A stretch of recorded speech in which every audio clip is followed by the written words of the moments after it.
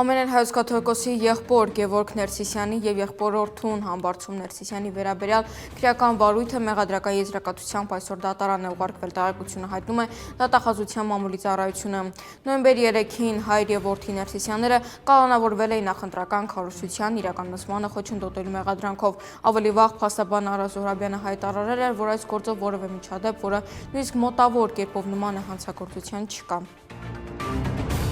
Հայաստանը ժամանել ԱՄՆ պետքարտուղարի քաղաքական հարցերով տեղակալ Ալիսոն Հուքերը, այս մասին հայտնում են Հայաստանում ԱՄՆ դեսպանատնից։ Դեսպանատունը հաղորդագրության մեջ նշում է նաև, որ Հուքերը այցի նպատակն է առաջ մղել տարածաշրջանային խաղաղության և անվտանգության հարցերով ԱՄՆ նախագահի տեսլականը։ Կքննարկվի հայ-ամերիկյան ռազմավարական գործընկերության ամրապնդման հետագա քայլերը, Թրամփի ուղիղանում միջազգային խաղաղության և բարգավաճման նախագծի և հայ-ամերիկյան հուշագրերի շրջանակում, հայտնում է դեսպանատունը։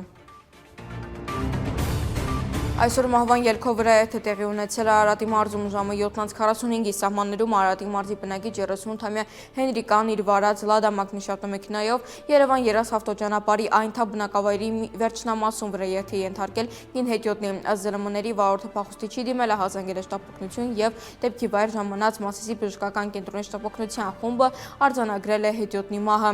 Հարվածի հետևանքով մահացածի երկու ոտքերը ծնկից ներքև կտրվել էին, դեպքի վայր են ժամանել նաև ոստիկանության բարեկային ծառայության աշխատակիցները։ Վարորդը ենթարկվել է սթափության փորձաքննության, եղել է սթափ։